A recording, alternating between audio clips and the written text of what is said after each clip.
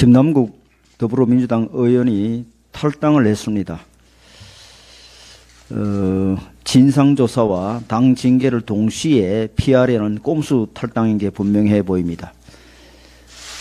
민주당 안에서도 당 지도부와 김 의원이 짜고 다 뭉갠 것이라는 지적이 나왔습니다.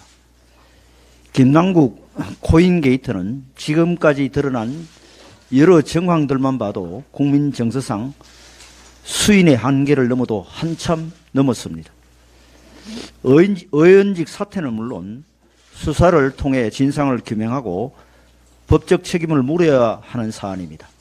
그런데도 김 의원은 끝까지 국민 앞에 사과 한마디 하지 않았고 오히려 부당한 정치 공세다, 법적 책임을 묻겠다며 적반하장 공세를 벌여 국민을 더욱 분노하게 만들었습니다.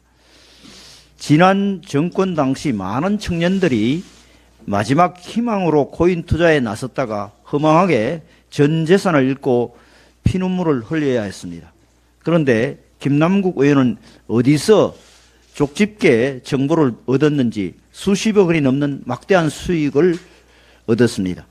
결국 그 피눈물이 담긴 청년들의 재산이 김남국 의원의 코인 지갑을 불리는 데 사용된 것입니다. 게다가 김남국 의원은 장관 인사청문회 중에도 법사위 회의 중에도 심지어 이태원 참사 관련 회의 중에도 틈만 나면 코인 거래를 했던 것으로 드러났습니다.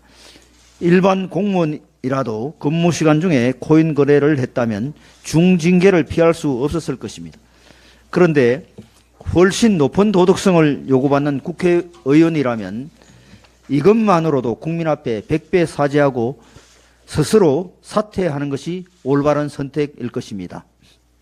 그런데도 어제 민주당의 쇄신의총은 제대로 된 반성도 잘못을 바로잡을 방법도 제시하지 못한 채 선전구호만 늘어놓고 끝냄으로 인해 반쇄신이라는 비난을 받고 있습니다.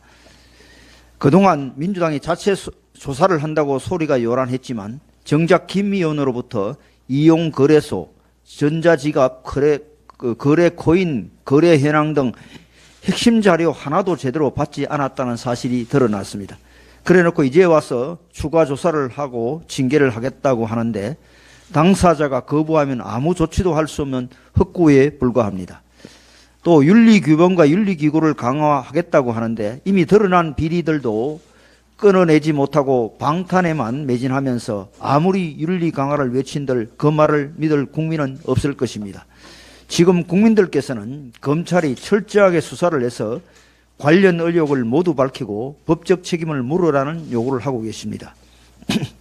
그런데 지금 민주당은 쇄신할 의지도 자정할 능력도 없고 오로지 상황을 모면할 궁리를 하고 있습니다. 지금 민주당에게 남은 길은 윤리위를 조속 개최하여 상응한 조치를 신속하게 하는 한편 직접 검찰에 수사 의뢰하는 등 검찰 수사에 적극 협조하는 길뿐일 것입니다. 위장 탈당 쇼로 위기를 벗어나려 한다면 더 큰 국민적 분노와 저항에 부딪힐 것임을 명심하시기 바랍니다.